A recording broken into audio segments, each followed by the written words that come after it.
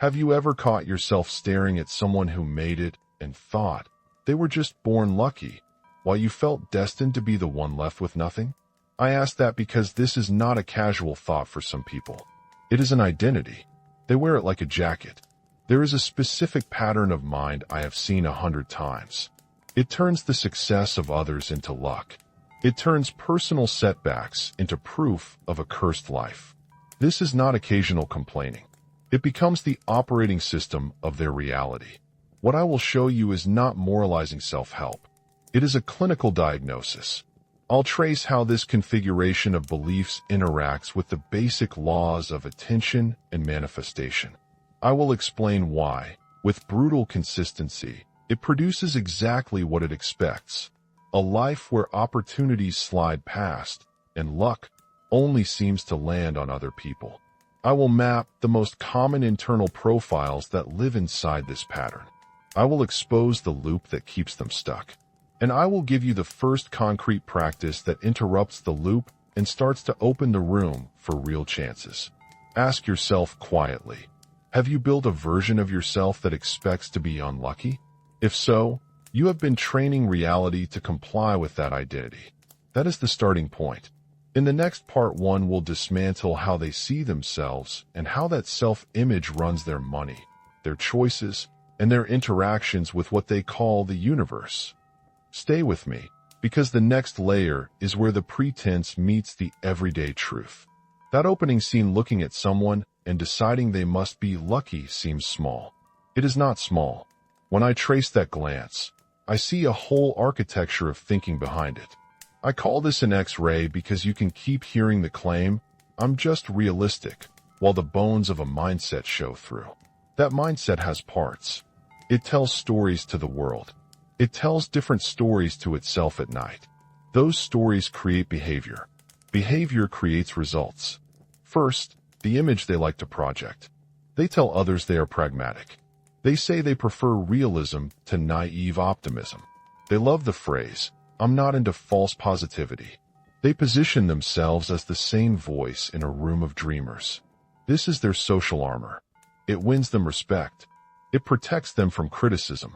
It also hides a fear, the fear of being exposed as someone who wanted more but failed. Now the private scripts.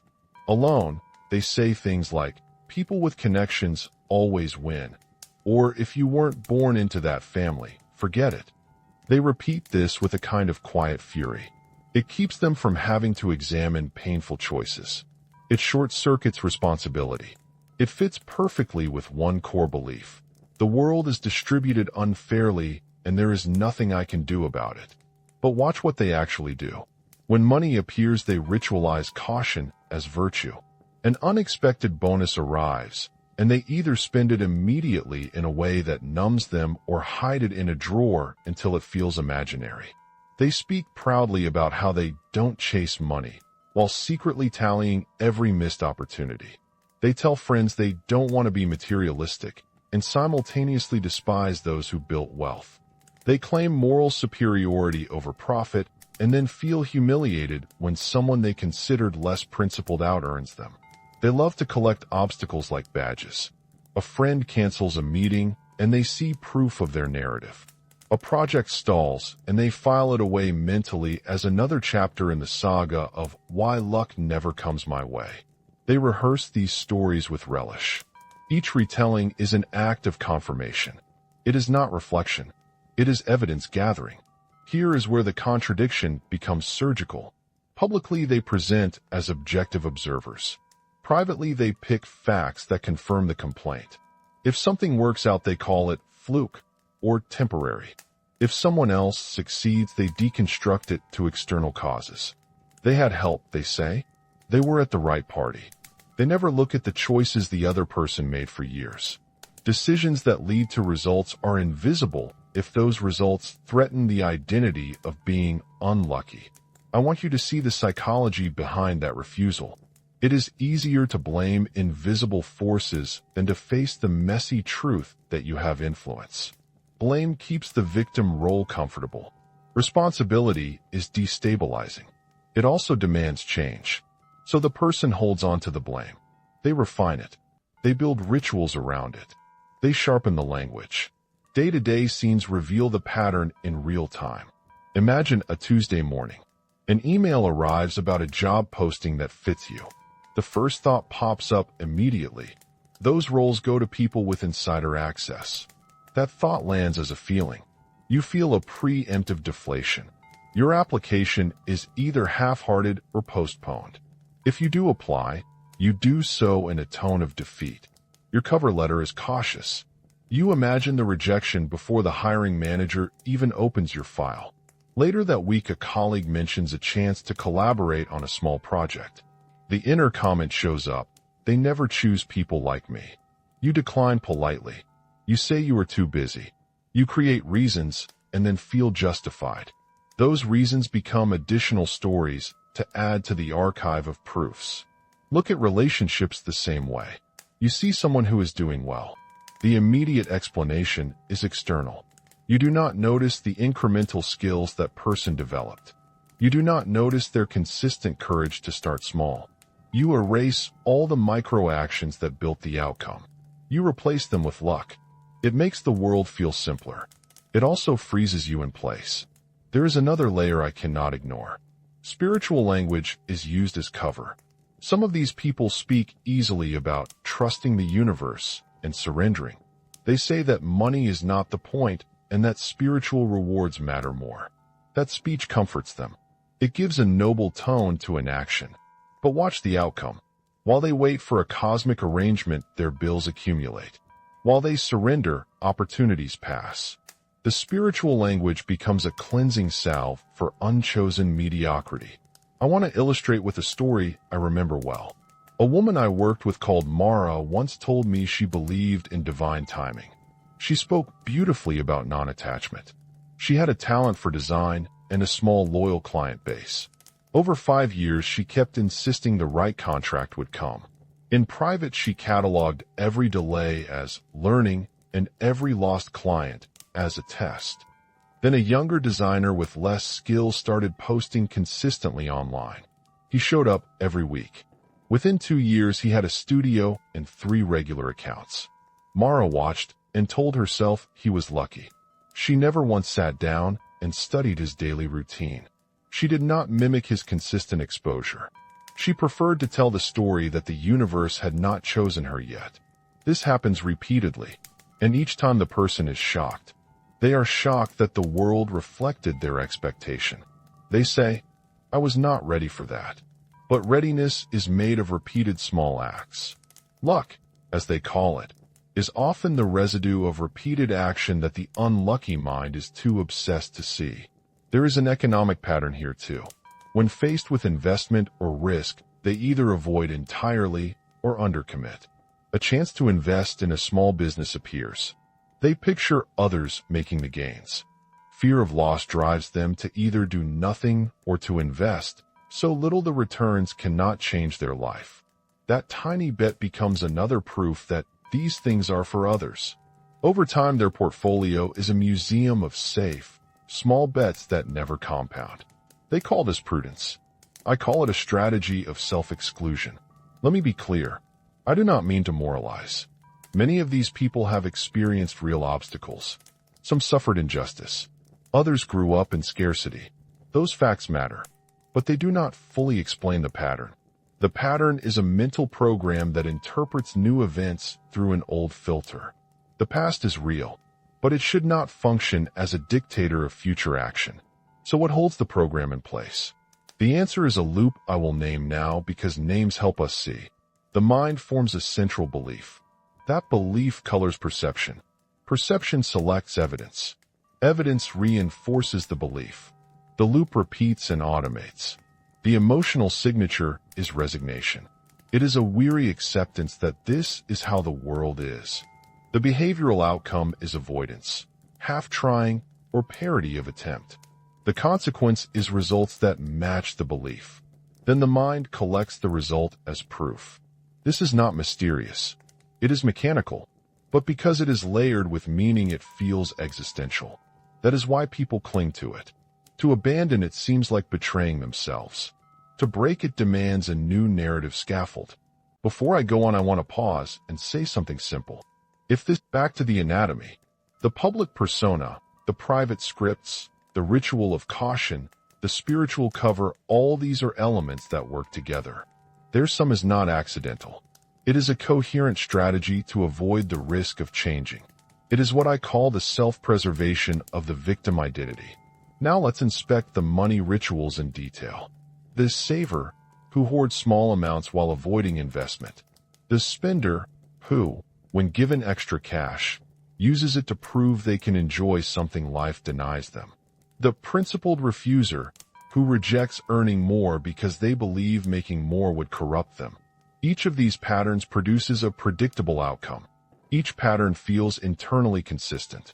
Each pattern is a way to avoid a different fear. Here is a concrete image. A man gets a raise suggestion from his manager. He hears it and immediately thinks about imposter syndrome. He worries that taking more will expose him. He convinces himself to negotiate less. He leaves money on the table and then tells friends he doesn't need that noise.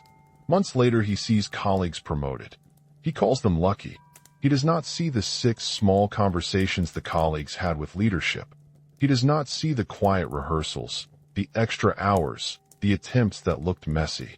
I have watched people become experts at explaining the absence of abundance. They can produce a list of external reasons in 2 minutes. They cannot produce a similar list of internal reasons why other people achieved what they wanted. This is telling. It shows where attention goes. Attention is a builder. What you focus on grows. When you focus on the cause outside you, you starve the part of you that must act. There is another social dimension. These people often belong to groups where complaining about luck is a social ritual. I once observed a neighborhood group where every meeting ended with trading stories about how the system is rigged. That ritual reinforced a shared identity. It created belonging. It also normalized a posture of waiting. In that environment, even someone who wanted to act would face social friction. You are safer emotionally when you keep the group's script intact. This is why change is not only an internal act. It also requires a reconfiguration of social context. If your tribe rewards the lament, you need to find subtle ways to carve new behaviors without causing exile. That is a craft of its own. One more scene before I close this section. At breakfast, a man reads the news about a new grant for creators. He thinks, that's for people with platforms. He slides his coffee closer and scrolls past the application. Later that day, he posts a critique about how the system favors a few. He does not apply. He then shares a link to someone else's success story and comments. Wow, how lucky. His social feed becomes a museum of other people's wins. He is both spectator and judge. The pattern completes itself. So what is the central contradiction? They say they are realistic and anti-delusion. They claim to value truth. But their truth is selective. They promote a narrative that both shields them and keeps them small. It feels noble to refuse illusions. It feels pure to reject the marketplace. Yet that purity can be a slow poison when it prevents skillful action. At this point, you may be asking, who are the faces of this pattern? How does this identity express differently from person to person? That is where the story becomes more precise. Not everyone fits the same mold. Some become bitter analysts. Some become ritual hoarders. Some stop trying before they start. Others test the universe in ways that guarantee failure. The differences matter because they determine the interventions that work. In the next section, I will map 4 subtypes you are likely to meet or find inside yourself. I will give a day in the life for each. I will name their root belief. I will show the specific consequences they create. You will probably recognize yourself in more than one image. That recognition is necessary. It is the first step toward rewiring. Before I finish this block, ask yourself, which of the scenes I described felt most familiar? Which scenario matches a way you have explained your life to yourself? Hold that answer. We will use it to find your way out. The next part will be precise and unsparing. It will show you the faces of the pattern. Keep listening. There are 4 clear faces of this identity. I present them in an order that moves from socially plausible to quietly destructive. The first is the one that often feels most defensible. The last is the one that most quickly eats opportunity. You may live in more than one at different times. I will describe each like a short film of a day and then name the belief that runs it. After each portrait, I will show the cost. The bitter analyst wakes up with a ledger in their head. They compare line by line. They scroll social media and annotate every success they see. They had a connection, they tell themselves. They got in because they knew someone.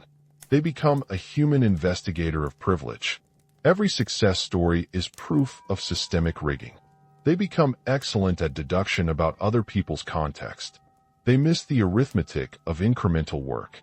A day with the bitter analyst looks like this. He reads a profile of a startup founder.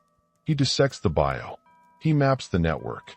He calls a friend and says, "If you look closely, you'll see they had insider help." At lunch, he turns down a networking event. He judges it as manufactured. He convinces himself that genuine opportunities arise organically, and he refuses to perform inclusion.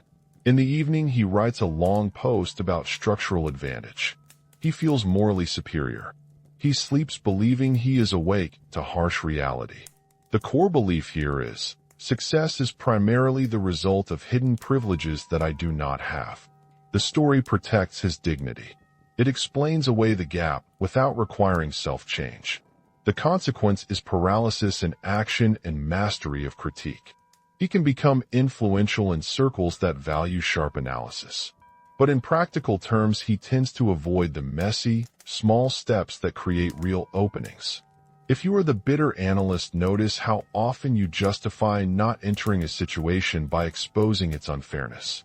Ask yourself, when did I become an expert at diagnosing other people's advantage while remaining a novice at building my own? Next is the collector of injustices. This person keeps a detailed archive of every time the world seemed to fail them. They have mental files labeled by date. Each file contains evidence. They share these stories like a ritual. Their language is full of remember when. That memory bank becomes ammunition. It creates a narrative of conspiracy. It feeds the belief that the universe is working against them. A typical day for the collector goes like this. A shipment arrives late, and they log it mentally under proof. A friend forgets to reply, and they save that as example. They bring up prior slights in meetings. People start to avoid them because conversations become weighty with grievance. At night, they reread their files. They feel correct. They feel also alone. The belief root is, there is a cosmic bias toward my failure. The consequence is social isolation and self-legitimation of victimhood. Opportunities dry up because people do not want to collaborate where resentment is strong. Financially, the collector often hesitates to pivot because each new attempt risks adding another file to the archive. They become a slow-motion casualty of their memory. If you are the collector, listen to how much energy you spend cataloging rather than experimenting. The file drawer protects your story. It also quarantines you from risk.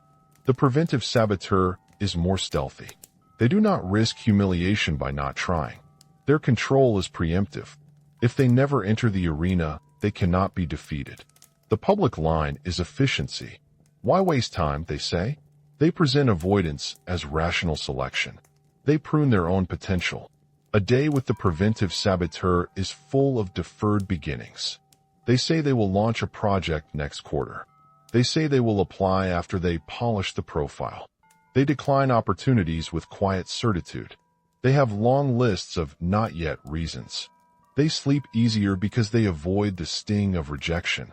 Their core belief is, it is smarter to avoid failure than to risk trying and failing.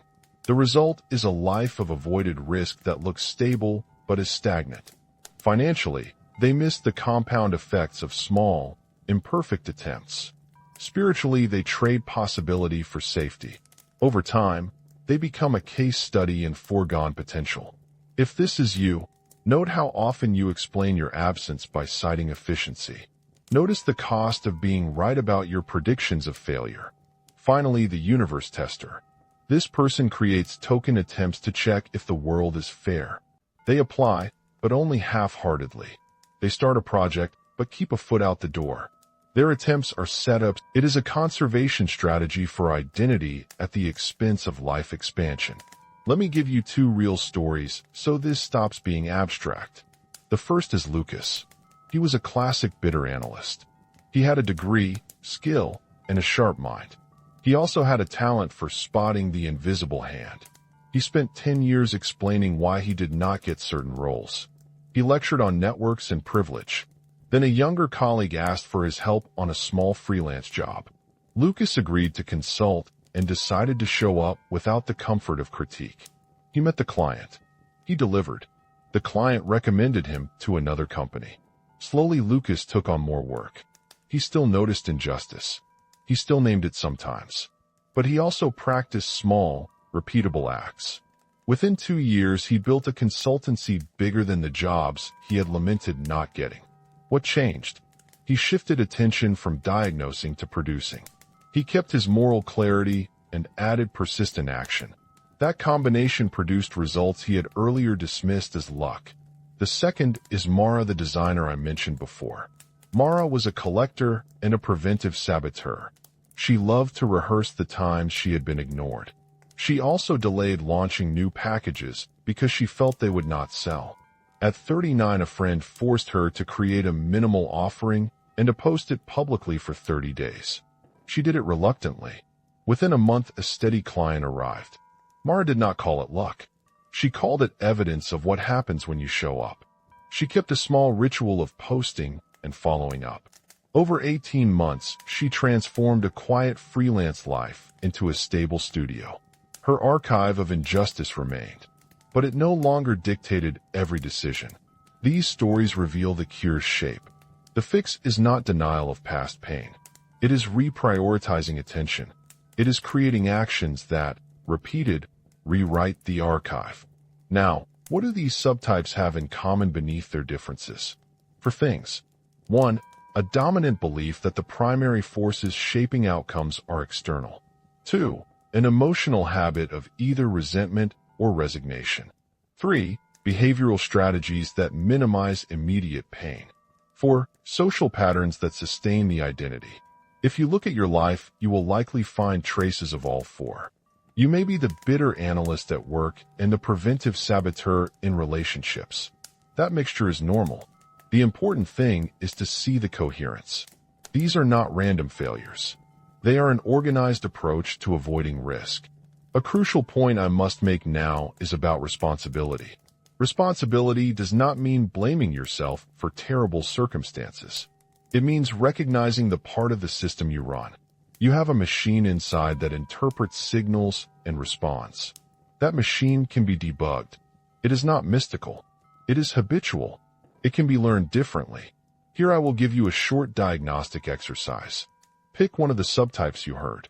For the next 7 days, note every time you think the phrase, "they had luck," or "that's just how it is." Write it down in a small notebook. Next to each note, write a tiny action you could have taken that day. Not an overhaul. A 5-minute action. Over 1 week, you will collect patterns of attention and a list of possible actions that were avoided. That list becomes your doorway. It moves guilt into choice. I will include another technique now that I do with clients. It is a 2-line affirmation you can say in the morning. Say it out loud. I will look for patterns, not reasons to stop. I will take one small action that moves me toward the result I want. Repeat it for 21 mornings. This is not magical chanting. It is a daily cue to redirect your attention. It trains the brain to detect micro-opportunities instead of excuses. You may protest. You may tell me you have tried, and it did not work. I have heard that 1,000 times. The missing piece is not trying more. It is creating repeatable micro-behaviors that accumulate. The people we call lucky are not luckier than you. They are more systematic about the small things. Before I end this portrait section, I want to name a danger. Change feels like betrayal to the identity that kept you safe. You will likely feel shame, anger, relief, and confusion. Expect that. It means you are on the edge of particular growth. Do not let the desire to be right steal the chance to be different. In the next part 1, we'll step back and show you the law that ties these subtypes together. I will explain, in simple mechanical terms, how your mind filters reality and how that filter trains the world to respond. That law is not mystical. It is an observable pattern that explains why luck looks distributed to others but not to you. If you want to break free, you must understand the mechanism. I will show it next. I call it the Law of Selective Confirmation. I give it a name because names stop the fog. The law is simple, mechanical, and merciless. Your mind looks for what it already believes and ignores the rest. You form a central hypothesis about the world. Maybe it sounds like, "I don't get lucky," or "opportunities are for other people." That sentence lives under the surface. Then your perception begins to favor evidence that fits the sentence. The brain is efficient. It saves energy by prioritizing pattern over nuance. The result is not wisdom. It is a filter. When I explain this to clients, I don't use poetry. I sketch the loop in plain terms. Belief, filter, feeling, action, result, proof. Each arrow is automatic. Each turn of the wheel deepens the belief. It is a learning machine training you to be right about your own smallness. Let me give you the anatomy of the filter. First, attention. Attention is not neutral. Where you place it becomes your map of reality. If your eye hunts for unfairness, you will always find it. You will notice a canceled meeting as proof. You will miss the 5 warm emails that asked for your work. The mind selects because selection keeps identity intact. Second, interpretation. 2 people can watch the same event and tell completely different stories. One says, "They got that because they showed up." The other says, "They must have known someone." Interpretation attaches motive. Motive creates meaning. Meaning produces feeling. And feeling directs behavior. Third, memory. Memory is not a video recorder. It is an editor with an agenda. It stores what confirms your thesis and downplays counterexamples. So when success touches you, you file it as fluke or temporary. When failure touches you, it becomes a headline in the mental newspaper. Over years, you build a library of evidence that reads like a case against you. Now add economy into the equation. Money accelerates the loop. Financial stakes make the pattern visible in pure copper. A paycheck bump, an investment pitch, a small bonus. Each becomes a test you already pre-fail. Fear tightens your chest. That fear writes the script you then perform. Picture a man who gets a small bonus. He tells himself he is not materialistic and tucks the cash in a drawer. That act is ritual. It says, "I will not become like those greedy people." But the drawer also becomes a memorial to missed possibility. The money could have seeded an experiment, paid for a course, or bought a modest ad that would expose his work. Instead, it becomes proof that he will never act like the people he envies. The evidence piles up. The law also has a social engine. Humans are tribal. We learn roles by membership. If your group defines itself by pointing at unfair systems, complaining becomes belonging. You get good at it. You find status in being the one who can detect the rigging. In that tribe, action looks like betrayal. So the filter is reinforced externally. You do not change to succeed. You protect the group's identity. There is one more structural element I must name: smallness bias. The mind loves explanations that shrink the problem. Blaming external forces requires no repair work. It is cheap and feels morally high-minded. It also preserves a version of you that doesn't have to try. Try and you risk failure, humiliation, and the destabilizing suspicion that you were wrong about yourself. So the law helps you avoid that risk. It teaches you to seek proof that it's not your fault. If you want to see the law in operation, watch Micro Decisions. Who do you email? What events do you skip? How thorough are your applications? The law does not only declare your fate, it scripts your behavior minute by minute. That is why luck looks distributed to others and scarce to you. Others are not luckier.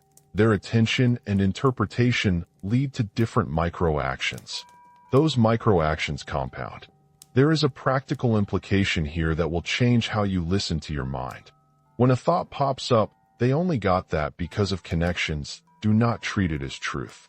Treat it as data about your state. It signals where your filter is tuned.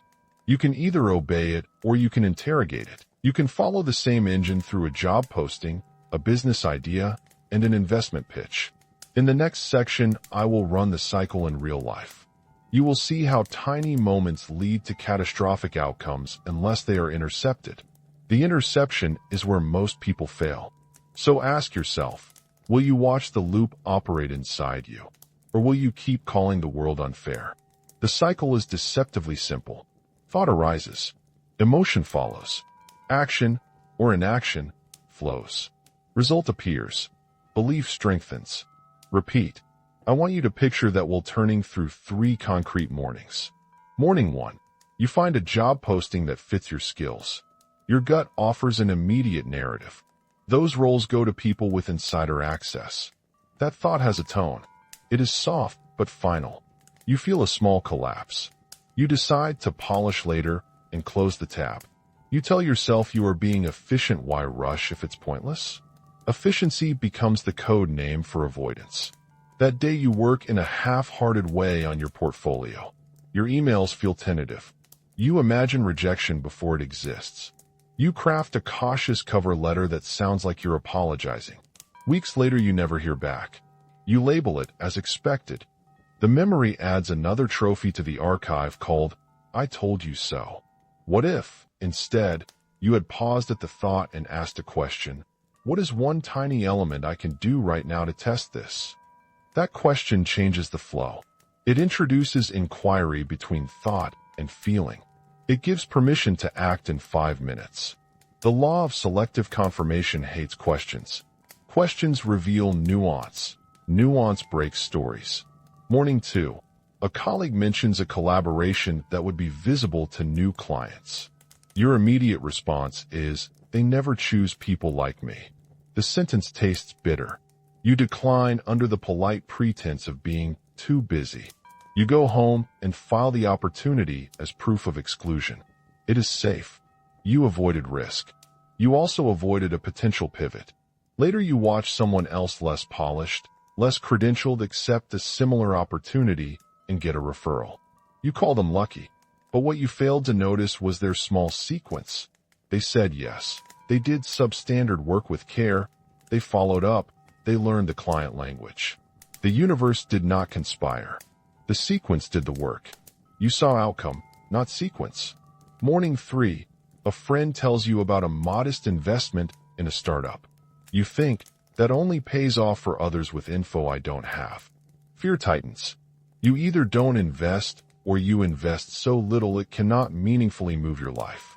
The compounding math slow months of reinvestment, network growth, reputational gains never occurs for you. Your portfolio remains a museum of safe, inert bets. This is the economic character of the cycle. Money amplifies choices. Small, consistent bets create different statistical outcomes than occasional, timid ones. The person who believes in systematic exposure wins by the arithmetic of repetition. The person who believes that luck sorts winners into forever privileged buckets tends to place bets that cannot change their trajectory. Now watch the emotional bookkeeping. Each prevented action spawns an internal story. I didn't try because it wouldn't have mattered. That is a protective sentence. It hides shame and delivers moral clarity. You get to be the noble failure. You never have to face the messy facts of missed practice, of not rehearsing social scripts, of not doing the incremental grind that yields leverage. I have seen this play out in relationships as well. Someone sees a peer succeed and immediately files the cause as external. They erase the months of small, visible work in favor of a single, tidy label, luck. In romantic life, the same pattern shows. They call a partner inconsistent and read it as proof that love is blind to me. They miss the small, repeated cues. They stop trying to be skilled at courting, at repair, at showing up. So the pattern spreads across domains. What makes the cycle so reliable is confirmation bias plus behavioral inertia. Confirmation bias looks for data that fits the story. Behavioral inertia preserves the story by refusing to risk contradictory data. The result is a feedback loop that looks almost scientific to the person inside it.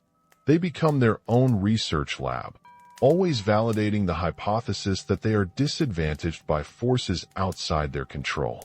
I want to tell you about two people I know because real stories ground theory. Lucas was a classic bidder analyst. For 10 years, he became brilliant at mapping privilege. He could trace introductions like a detective. He believed that explaining systems made him immune to the pain of not having them. Then a small project appeared. He accepted it without the commentary for the first time. He delivered. A client liked his work and introduced him. Over 2 years, Lucas built a consultancy that paid better than the jobs he had been resentful about. He did not stop calling out structural problems. He simply shifted energy from critique to production. The world responded differently because he produced differently. Mara, I mentioned earlier, was stubborn in her non-attachment. She was also terrified of launching. At 39, she was nudged to post a minimal offer for 30 days. She did it reluctantly. Within a month, she had a steady client. The habit of showing up small, imperfect, consistent created a momentum that had previously been invisible to her. Her archive of injustice remained, but it no longer decided her next action. These two stories share a small hinge, attention redirected. They did not stop seeing unfairness. They stopped letting unfairness be their active default. That is the key move. It is small, brutal, and repeatable. There is a structural danger in the cycle that I must highlight. It is not only losing opportunities. It is the slow professional deterioration that comes from not practicing visible competence. Skill grows with exposure. Visibility grows with repetition. Both require risk. The person who hides in preemptive explanations never practices the muscle of taking messy action. Over years, they atrophy. They become less prepared for the very chances they expect to fall into their lap. If you are listening and feel this pattern inside you, there is a task. For 7 days, track every thought that begins, "They had luck," or "That never works for people like me." Write it down. Next to it, list one 5-minute action you could have taken. That's it. No overhaul. No martyrdom. Just a list of avoided micro-actions. Collecting them pulls you out of guilt and into observation. It gives you a map of where the loop is strongest. The loop is visible now. You can see thought, emotion, habit, result. The question becomes not whether you are trapped. The question becomes what will break you out. Breakage can be gradual or dramatic. It can be a single resolute act or a long sequence of tiny refusals to obey the old script. In the next section, I will show the moment of rupture, the point at which the cycle either collapses someone or births a crude form of awakening. You will see what the bottom feels and sounds like. That bottom is decisive. It forces a choice. What you do with it determines everything. Years of the same loop accumulate like sediment. It is not dramatic at first. It is quietly erosive. Bills pile, relationships fray, confidence shrinks. Then something happens that exposes the pattern so clearly that denial is no longer tenable. That moment is the point of break. The break can arrive as a single event. It could be a promotion you were sure was yours, and then loses to someone you considered less ready. It could be a business someone else launched while you hesitated. It could be an account that would have saved you from a year of worry, but went to the person who asked for it. The sting is deep because it punctures an identity you have used for years. I am the realistic one, and the world is unjustly generous to others. I watched a client reach this point. She had been saving, calculating, and always choosing safe in every bet. Then she looked across and saw a peer her age buy an apartment she had fantasized about for a decade. The fantasy turned into resentment. The resentment turned into an ugly clarity. She had been practicing the habits that guarantee not to win.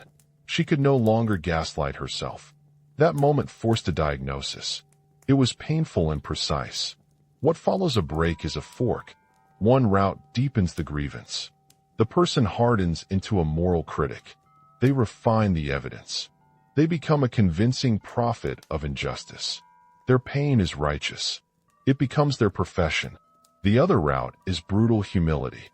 The person looks at their life and says, "What part did I play?" That question is small and destabilizing. Holding all three at once is awkward. It is also honest. It is the emotional climate that allows change. When the break arrives, practical consequences are immediate. Financially, the person who continues in grievance may stay safe, but remain small. They will likely reject offers that require vulnerability. They will keep money in drawers. They will underinvest. The person who leans into responsibility will make small, riskier moves. They will spend on an experiment. They will ask for introductions directly. They will publicize imperfect work. Either path produces visible divergence within months. I want to be blunt about the cost. Staying loyal to a victim identity becomes expensive. It costs trust. It costs capital. It costs years of compound returns you will never see. The ledger is unforgiving. You can justify and rationalize until the end of time. Justifications will feel like moral high ground, but they are also a ledger of opportunities surrendered. Change after the break is neither neat nor fast. It is messy. It requires a retooling of inner habits. It requires building a tolerance for looking wrong in public. It asks you to redefine what failure means. Failure becomes data. Previously it was proof. That semantic shift matters. It is the difference between a life that accumulates excuses and a life that accumulates information. There is an operational step I give people at the break. It is small, protocol-like, and subversive in its simplicity. Choose one domain: work, money, relationship, and commit to one micro-action per day for 30 days. A micro-action is not a manifesto. It is a 5 to 20-minute behavior that contradicts the old pattern. Apply for one job. Post one piece of work. Email one potential collaborator without a preface of guilt. Track it. Count it. Reframe the meaning of the act from "this will prove me wrong" to "this will inform me." This is not a magic pill. It is medicine by dose. Micro-actions accumulate into new evidence. They gradually retrain the brain's filter. The law of selective confirmation does not disappear. It is rewired. Patterns of attention shift when your days are full of intentional small bets rather than rituals of explanation. I want to return, briefly, to Mara and Lucas because endings ground new beginnings. Mara's first client did not rescue her from every memory of injustice. She still held old files. But she also had an active list of micro-actions that were producing new data. The more she posted, the less she needed to rehearse her archives. Lucas retained his moral clarity about networks. He simply moved into a practice of building visible proof, small projects, public case studies, repeat exposure. Both did something that feels deceptively small. They redirected attention. There is a danger here I will not sugarcoat. Change will feel like betrayal. Your old identity, the one that kept you safe by blaming the world, will accuse you. It will call the new acts naive. It will summon the tribe of complaint to mourn your selling out. Expect that social friction. Expect loneliness for a season. That is part of the cost of reorientation. If you have reached the break or fear it is near, ask yourself a radical question. Which is more costly, remaining right or becoming different? The answer is not always comforting, but it will be clarifying. It will direct your next small choice. In the next section, I will offer the first concrete protocol you can follow, the new pattern, and a mini ritual that interrupts the automatic loops. It is not about optimism. It is about attention engineering. If you are ready, the next step will be the actual work of retraining the filter. If not, you will have at least seen where the fracture runs. Either way, the choice now sits with you. I want to be blunt before I give you the tool. Changing this pattern is not therapy light. It is retraining a machine that has been running on the same code for years. You will meet resistance from inside. You will meet resistance from outside. That is normal. The work is to change the code one small routine at a time. The new pattern I ask you to adopt is simple to name. Call it investigative curiosity. It is not optimism. It is not magical thinking. It is a discipline of attention. Instead of looking for proof that the universe has it in for you, You look for patterns that explain outcomes. You ask 3 short, sharp questions before your default interpretation arrives. The questions buy you space. They interrupt the immediate collapse into "it's luck" or "I'm doomed." Here is how I describe the shift. Old pattern. A single declarative thought arrives, "they were just lucky," and the rest follows. New pattern. A question arrives, "what exactly happened here?" And the rest changes. That question is a tiny act of responsibility. It forces you to examine agency, context, timing, skill, and sequence. It forces you to look at variables you previously reduced to the word luck. You will need a ritual, not a day-long retreat, not a dramatic ceremony. A micro-ritual you can do in 5 minutes, anywhere. I call it the inversion journal. Here is how it works in concrete steps. Step 1. Every night, for 21 days, open any notebook or digital note app. I recommend paper because it creates friction and memory. Write the date. Write one situation from the day you instinctively labeled as "bad luck," "not for me," or "another proof." Keep it short. 1 sentence. Step 2. Immediately ask 3 forced questions and write the answers. The questions are always the same. Question A. How could this situation be, in some small way, an opportunity? Question B. Which one decision or omission of mine contributed to this result? Question C. If a person who believes they are lucky experienced this, how would they interpret it? Answer each in 1 to 3 short sentences. Do not moralize. Do not rehearse a defense. Be surgical. Step 3. List 1 5-minute action you could take tomorrow that would test one of your answers. Not a manifesto. Not a perfect plan. A single, concrete micro-action. Send 1 email. Post 1 draft. Apply to 1 role. Ask 1 question. Do it within 24 hours. That is the ritual. It sounds small because it is small. Small is the point. Why 21 days? Because habit needs repeated evidence. Your brain builds associations. When you repeatedly interrupt the default thought with a question, the reflex weakens. The biochemical cascade of shame avoidance, freeze, and rationalization starts to reroute. Actions follow. The first week is awkward. The second week is mechanical. The third week begins to produce new data and small reorientations. Let me be explicit about what you must avoid in the ritual. Do not use the second column to rationalize away responsibility. Do not write the same excuse with better phrasing. This is not therapy for injustice. It is the active work of gathering information. Treat your answers like lab notes. Clear, concrete, humble. Now I will show how this ritual rewires the loop. Suppose a client loses a pitch and immediately says, "Of course." They always hire their friends. Old pattern. Thought leads to resentment, leads to frozen networking. New pattern. Thought triggers the journal question. You write, "Opportunity? I can ask for feedback. I can publish a case study." Decision I made? I submitted a late draft. Lucky interpretation? A lucky person would still ask for feedback and show up again. Micro action. Email the lead for feedback and publish a short breakdown of the work. 2 weeks of small follow-ups produce 1 referral. Not fortune, not a miracle, a visible sequence. You will see the mechanics clearly when I walk you through 2 short real stories. I use clients and friends, names changed. First story. Jana was a consultant who lived inside the narrative of "no one hires people like me." She had a long list of rational reasons. She also had a rusty LinkedIn and a portfolio behind an old PDF. I asked her to do the ritual for 21 days. Her first entries were predictable. Opportunity, a connection posted a job. My thought, not for me. Her questions moved things. She realized she had never asked for an informational chat with anyone at that company.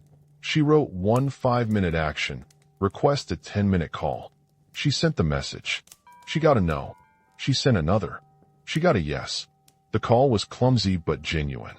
She offered a small sample of work. A month later, she had freelance income that led to a retainer. The change was not her talent.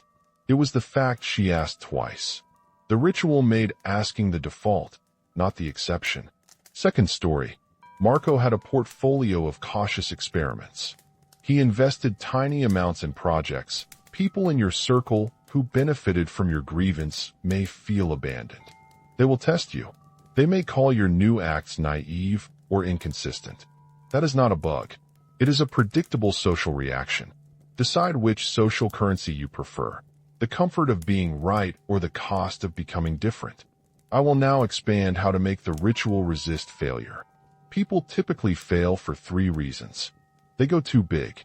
They seek absolution rather than data. They stop within a week. The remedy is protocol design. Keep it tiny. Define micro-actions that are trivial to complete. Make them measurable. Develop an accountability nudge, not a shame mechanism, but a simple tracker. I recommend a 1-line spreadsheet with date, situation, 3 answers, and the micro-action completed y/n. The rigor matters. You are building a training set for a new internal model. You also need a phrase to override the reflex. I teach one sentence I ask clients to say quietly when the "they had luck" thought arrives. Show me the sequence. Say it out loud if you must. The sentence is not mystical. It is a command to attention. It stops the emotional gut reaction long enough for a rational question to arrive. Repeat it as a practical anchor. Within days of beginning this practice, you will notice smaller changes in language. You will say what changed, rather than they were lucky. Language is the surface of attention. Change the surface and the currents shift beneath. A caution: the ritual will not make you invulnerable to disappointment. You will still lose bids. People will still get opportunities you wanted. The difference is how you respond. Previously, you would catalog the event as proof that the world is against you. Now you will treat it as data. Data is useful. Proof is paralyzing. Finally, let me give you a graduated plan for the first 30 days. Days 1 to 7. Practice the journal nightly, 1 entry per day. Focus on completion, not insight. Days 8 to 14. Increase your micro-actions to 2 per day. 1 small outreach, 1 small public act. Days 15 to 21. Begin to publish 1 imperfect piece of work weekly, or share 1 short case update. Days 22 to 30.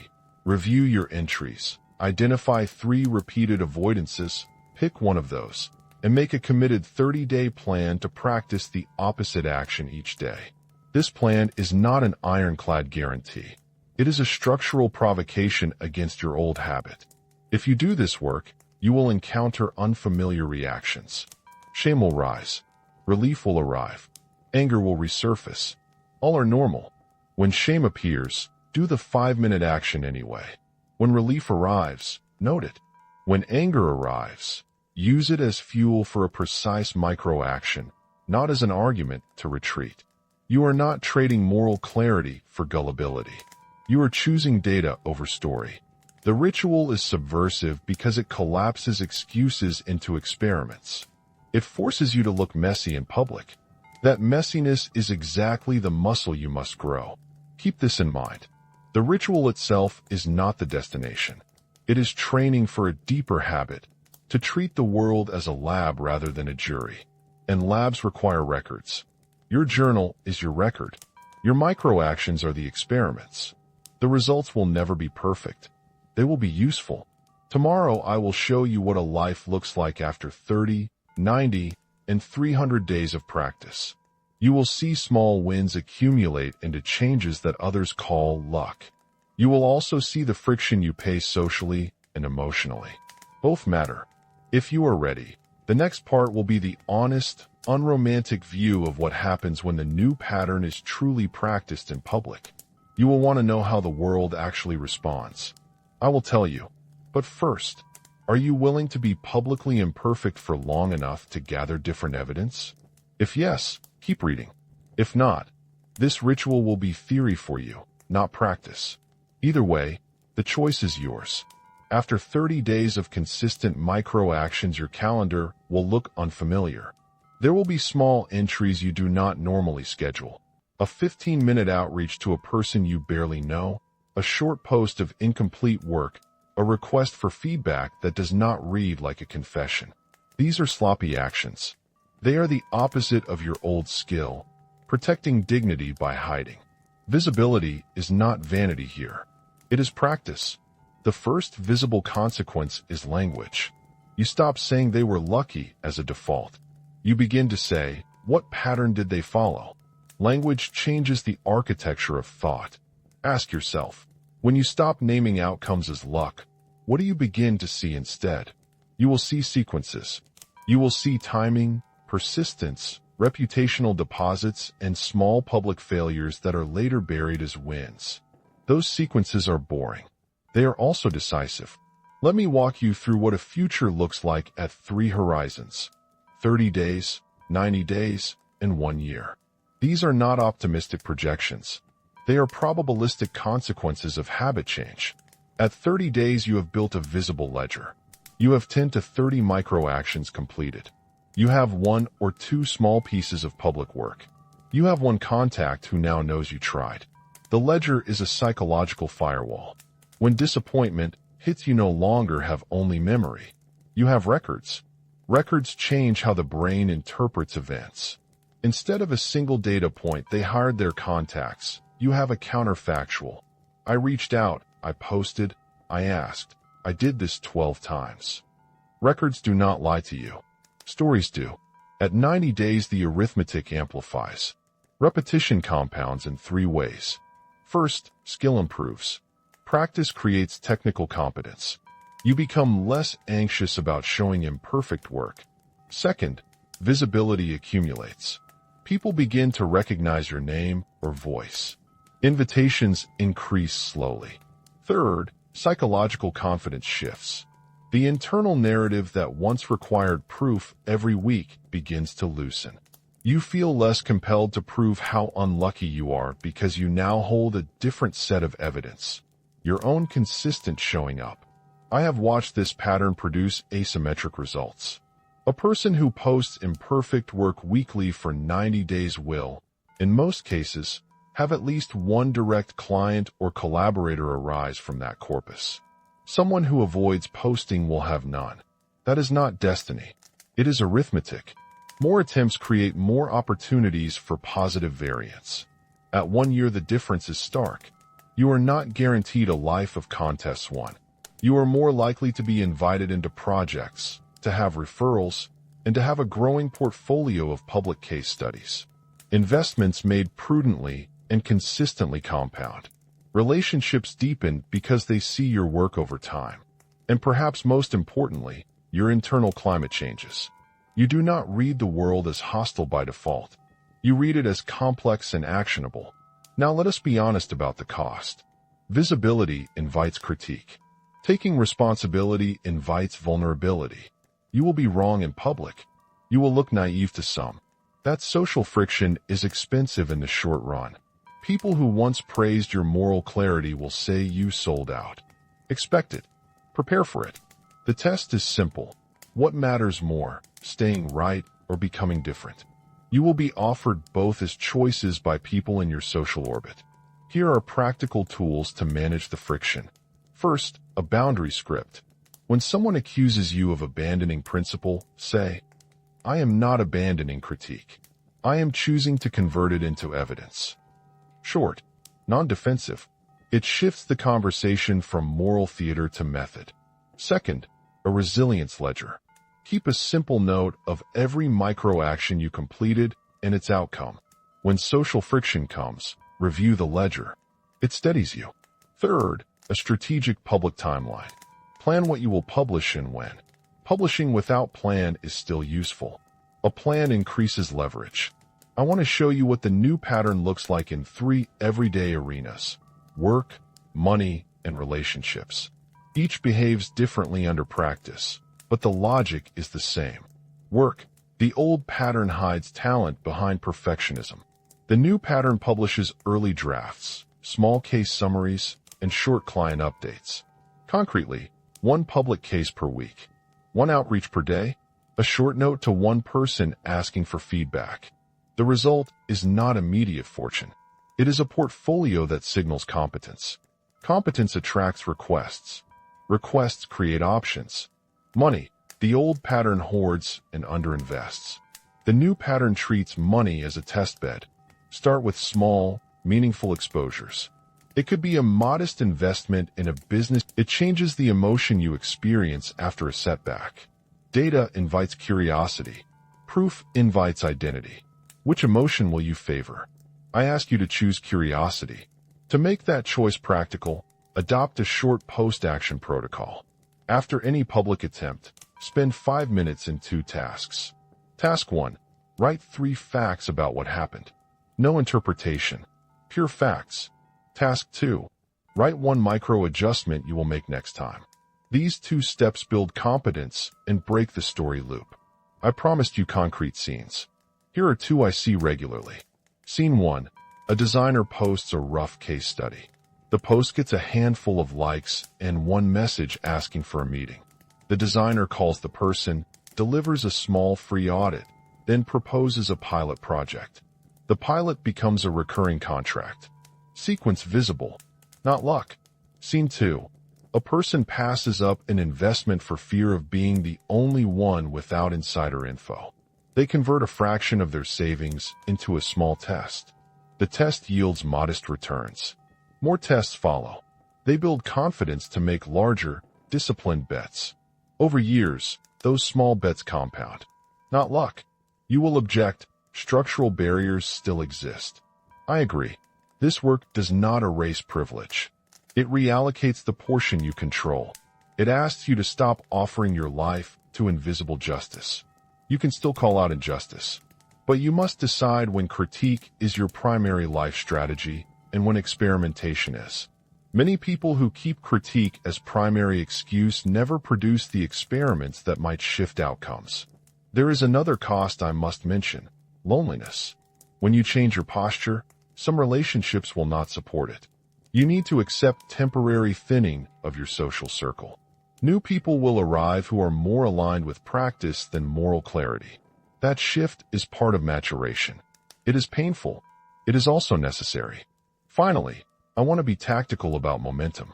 Momentum builds in 2 rhythms: the visible rhythm and the invisible rhythm.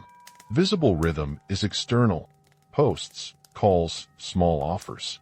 Invisible rhythm is internal: reduced shame, changed language, willingness to be wrong. Both must be cultivated. You measure visible rhythm with a calendar. You measure invisible rhythm with a journal. Not the inversion journal only, but a gratitude-style note of small evidence for 2 minutes each morning. This is not fluff. It is conditioning. It trains your attention to notice new possibility. If you follow this path, you will not transform overnight. You will accumulate competence, relationships, and small assets. Those 3 create optionality. Optionality is what most people call luck. It is not metaphysical. It is the arithmetic of small bets, consistent exposure, and willingness to be seen. The next part will be short and ruthless. I will put a mirror in front of you and ask direct questions about where you are right now. I will list the micro decisions that keep this pattern alive. I will force you to pick 1 immediate, uncomfortable action to take today. If you reach that section, prepare to answer honestly. Which is costlier for you, staying right or becoming different? Your answer will determine the shape of the next 30 days. We are at the point where talk ends. This is the mirror. I will not soften the questions. You need precise prompts to measure whether you are moving or merely entertained by the idea of movement. First question: when was the last time you did something publicly imperfect on purpose? Be specific. Date it. If you cannot name a concrete day in the last 30 days, you are still operating in the old loop. The ritual fails when it becomes a project instead of a practice. If you did act, what happened? Who responded? What did you learn? Second question: how many micro actions did you complete in the last week that directly contradicted the belief, luck is only for others? Count them.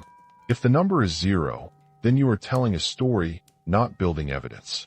If it is 1 or more, examine the outcomes honestly.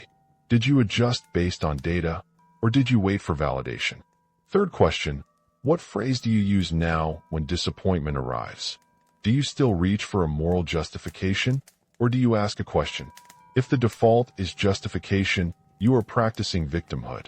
If the default is inquiry, you are practicing responsibility. Which would you rather cultivate? These questions are blunt because the habit is blunt. The mind seeks easy moral comfort.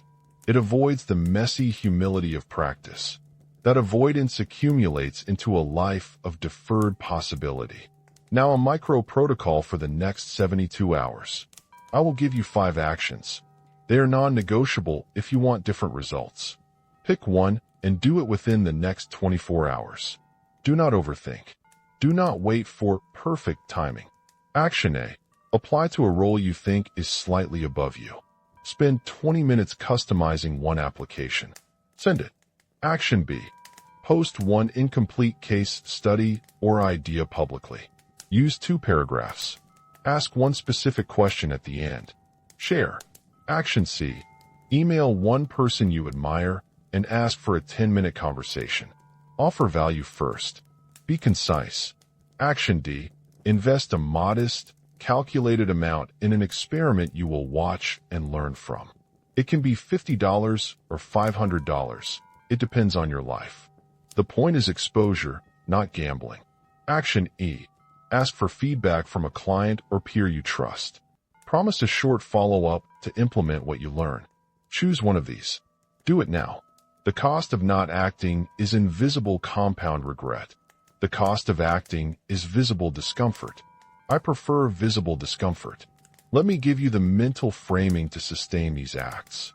Repeat this phrase aloud before you act. I am gathering data, not chasing dignity. Say it twice. It will feel odd. That is good. You are replacing a reflexive narrative with an operational one. You will likely fail at least once this week. Failures here are small. They are also important. When you fail, do this. Document the facts in 2 sentences. What happened? Then write one micro adjustment of no more than 3 words. Repeat the action. Repeat the documentation. That loop is medicine. I want to offer you 2 final stories to hold alongside your own. Both are unromantic and instructive. First, Lena, who spent years explaining why opportunities belong to others. She began with the journal and chose action C 3 times in a month. 2 people declined. 1 agreed. The conversation lasted 10 minutes. She offered small help. A month later, she was on a short paid pilot. 2 months after that, a referral. Not luck. Pattern. Second, Omar, who chronically underinvested. He started with Action D, a test investment in a small creative project. The project failed financially. He learned specific market cues. He tried 2 more small tests. One produced enough margin to hire a contractor. That contractor built a product that generated steady income. Compound results. Not luck. Now the moral economy. Staying in grievance is seductive because it feels noble. It is also expensive. Do the arithmetic in your head or on paper. How many years of potential compound returns does your chosen avoidance cost you if you continue for 1, 5, 10 years? Even conservative estimates expose the toll. Here is the final practical scaffold. I call it the 7-day reboot. Use it when you feel stuck or after a break. Day 1. Commit to 1 micro action from the 5 actions above. Day 2. Journal the result with the 3 forced questions. Day 3. Repeat action and track outcome. Day 4. Solicit feedback on 1 public piece. Day 5. Publish a tiny update of what you learned. Day 6. Reach out to 3 people you find useful and offer something small. Day 7. Review the week. Celebrate 1 forward move. Plan 1 30-day micro project that compounds your actions. This week is not therapy. It is iteration. I will end with an ethical wrinkle you must wrestle with. Some people use the rhetoric of, I tried and the universe failed me, as a cover for thin planning. I have seen talented people blame luck after doing a fraction of the work required. I refuse to honor that story. If you choose to keep it, be honest. You are protecting identity at the expense of possibility. There is dignity in owning that trait, but do not mistake it for courage. If you are still with me, Here is one final invitation. Choose a single micro-action now and execute it before you finish this video. If you are reading, do it immediately. If you are listening, pause and act. The discipline we are discussing is not knowledge. It is action.